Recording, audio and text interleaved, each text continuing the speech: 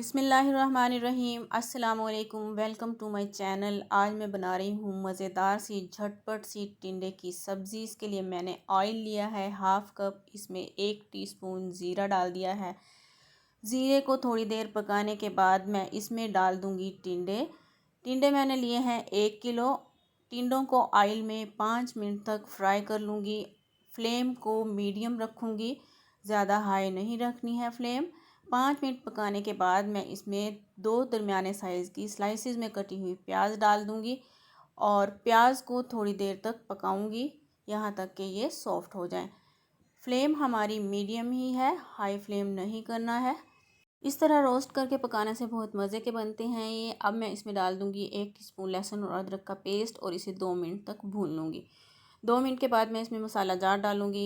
मिर्चें डालूँगी 1 टेबलस्पून से थोड़ा कम। नमक डालूँगी 1 टेबलस्पून से थोड़ा कम, आप अपने टेस्ट के अकॉर्डिंग रख सकते हैं। हल्दी हाफ़ टी स्पून और खुश्क धनिया पाउडर 1 टीस्पून। मसाले डालकर इन्हें अच्छे से मिक्स कर लूँगी, थोड़ी सी भुनाई कर लूँगी। आंच को लो कर दूँगी, हाई नहीं रखेंगे। इसके बाद मैं इसमें डाल दूँगी 2 टमाटरों का पेस्ट, जिसे कद्दूकस करके मैंने पेस्ट बना लिया है। टमाटर का पानी खुश्क होने तक इसे पका लूँगी। देखिए जी, टमाटर का पानी हो चुका है खुश्क। अब इसमें डाल देंगे दही, तकरीबन 3 से 4 टेबलस्पून। दही डालकर इसे भून लेंगे।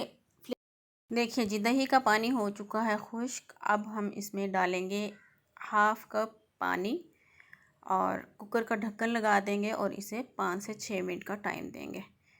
देखिए जी, कुकर का ढक्कन हटा दिया है हमने।